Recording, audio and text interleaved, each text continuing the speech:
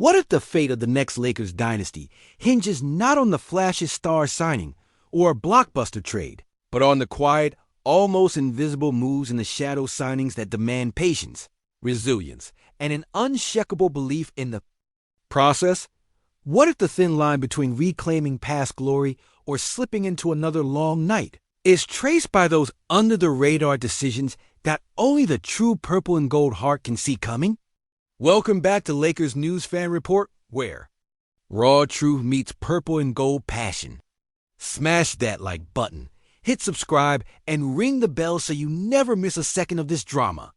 Lakers Nation, buckle up, because the offseason is far from over, and Rob Pelinka is proving once again why he's the busiest man in the front office, not with seismic, headline-grabbing trades, but with steady, calculated moves that could either resurrect this team's championship hopes or leave us yearning for that next great moment all over again.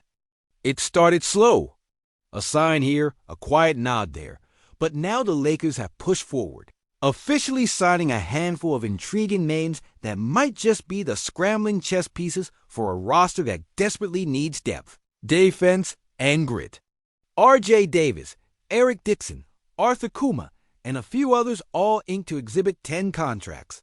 Those slim margin deals that say, prove yourself, more than anything else. These aren't your shiny lottery picks or hyped-up rookies destined for immediate stardom. No, these are undrafted college veterans, the kind who toiled in obscurity for 4 or 5 years, carrying the weight of maturity and hard lessons on their shoulders. But here's the twist. The Lakers actually have a two-way contract spot open, thanks to letting Trey Jason go, and that vacancy turns this offseason from hopeful whisper to tense battleground. Because these guys, especially Davis and Dixon, are squaring off for that last shot at making the squad. One of them walking the fine line between G League grind and BA opportunity. R.J. Davis, a 5-year North Carolina lifer, once averaged 21 points a game. He's a smaller guard who can score and has experience showing up in the Summer League spotlight. Eric Dixon, sharp and bruising from Villanova, was set for a two-way deal but lost it to injury, a twist of fate that might now circle him back into the Lakers' plans if he can stay healthy. Arthur Kuma, perhaps the dark horse, son of an NBA veteran, a basketball IQ big enough to catch the Lakers' eye over raw athleticism or flashy scoring. He represents the cerebral side of the game the Lakers have long valued, hoping brains over brawn might crack the code for a role player who fits seamlessly. The stakes are sky high for these men because the roster isn't exactly wide open beyond that two-way spot. The Lakers' main rotation is locked down tightly. But the bench? It's a thin line of hope and disappointment. Jake LaRavia and Marcus Smart are expected to be solid contributors off the bench, yet the lack of depth, especially defensive wings, remains a glaring hole that Pelinka seems ready to address, maybe with another trade, maybe with one of these underdog contracts. And speaking of wings, Jared Vanderbilt has flown mostly under the radar this offseason.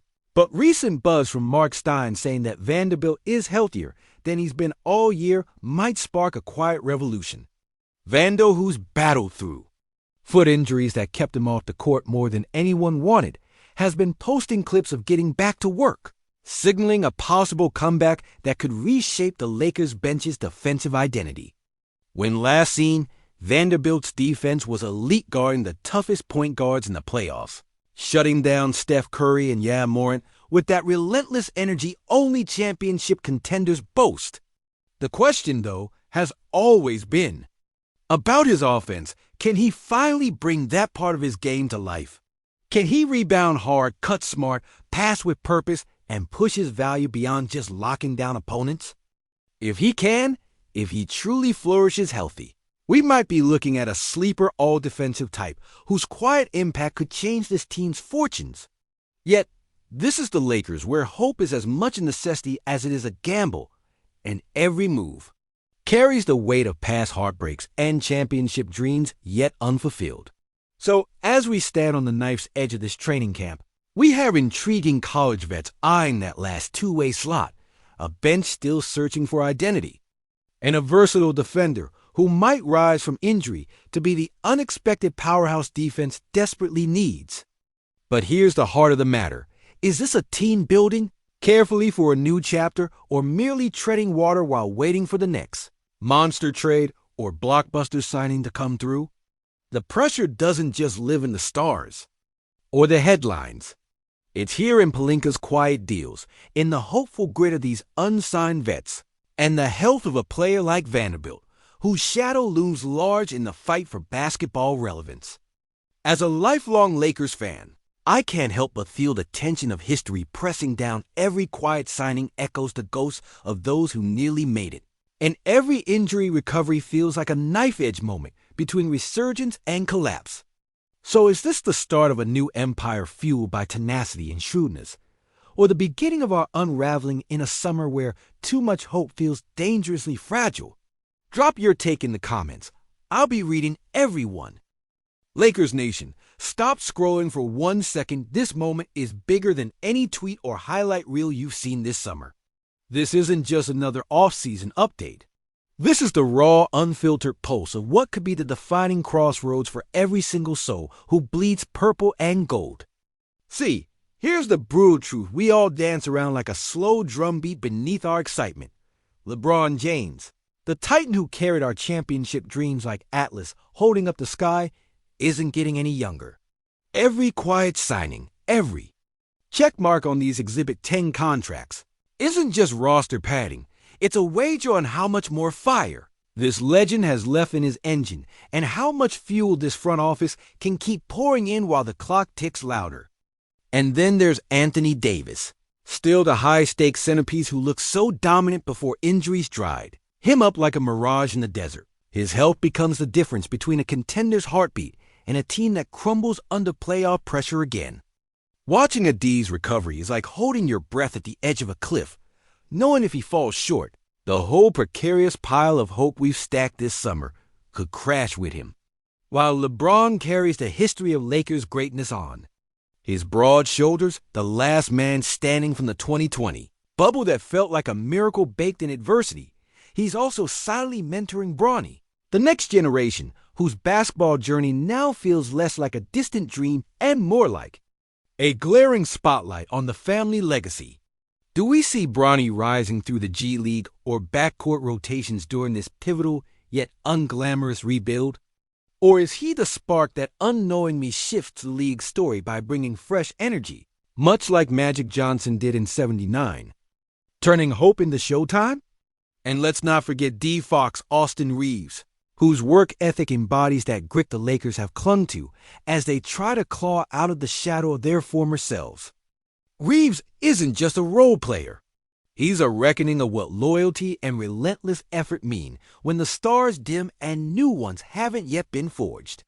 Reeves reminds us of those overlooked pieces who built our past dynasties, the kind of blue-collar hustle that Kareem Abdul-Jabbar and Byron Scott brought before the Lakers lit up the 80s with Showtime magic, or the tenacious battle cry that Kobe Bryant carried into the 2000s three-peat.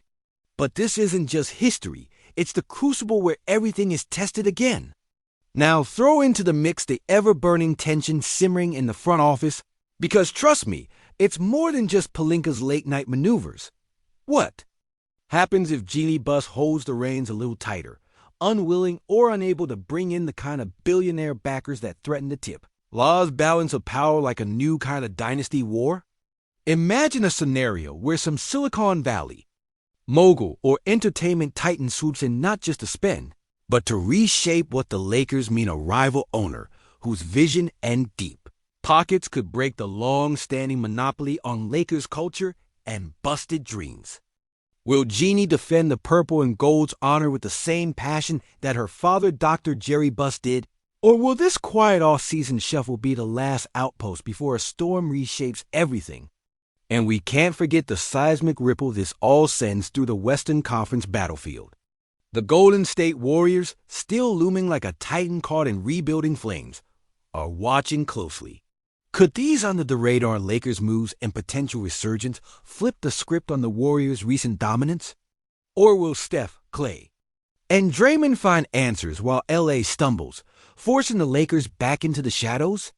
Denver and Phoenix, those hungry, brawny upstarts who've been clawing for supremacy, see every Laker misstep as a chance to carve their own legend in the thin air of the Pacific Division. And the Clippers? Always lurking, ready to capitalize on Lakers' chaos. But can they navigate their own internal drama better than the purple and gold? The Lakers' potential renaissance or unraveling isn't just about one team. It's about the entire architecture of NBA power. The stakes have never felt this high during what seems like a whisper-quiet offseason. Picture the G League grind players, Davis, Dixon, Kuma, not just as fringe hopefuls, but as the needles threading the Lakers' tapestry together, the unsung. Electricians rewiring a franchise that has seen highs that touched the sun and lows that plunged into. Bitter silence post-Kobe's goodbye and the failed attempts that followed. Remember the heartbreak of the post-2020 season. The missed opportunities, the ill-fated trades that made us question everything? Each quiet signing now carries the ghost of those failures, but also the fierce hunger of redemption. Now imagine, if Vanderbilt fully returns, not just as a shadow of his former self, but as a defensive quarterback who ignites the Lakers' defense into a ferocious beast casting a long, protective shadow over the team's fate. What if the relentless energy that once shut down Curry and Morant becomes the spark that lights a fire under the entire bench, giving LeBron indeed the time to rest and recharge while the defense keeps opponents scrambling? Could this be the pivot point between a team that's just surviving and one that's threatening to shock the very foundation of the West? But what if Vanderbilt's comeback falls short? What if injuries bite again and the Lakers are forced back into limbo, staring down yet another season where the elusive dream of building around LeBron starts cracking at the seams? This is the raw nerve where fan hope and brutal reality collide. As a Laker till the day I die, here's what I see coming. The next chapter will not be written by flashy highlights or viral moments, but in the sweat-soaked practice gyms, during quiet conversations in the front office, and the unseen mental battles on the court every night. It's a saga of grit versus glamour, patience versus impatience, survival versus surrender. The ghosts of Magic, Kobe, Shaq, and the championship banners looking down like silent judges remind us what's at stake. The pride of purple and gold demands more than just fleeting hope. It demands resurrection through chaos. Now, I want to hear from you. Drop your rawest take below. Every true believer in purple and gold. Do you feel this off-season's quiet moves are the seeds of a new Lakers empire? Or are we teetering on the edge of a painful fade into another lost generation? This is our moment. Lakers Nation, speak up. Because this story isn't just about them out on the floor. It belongs to us, the heart and soul who live and breathe every moment of this roller coaster ride.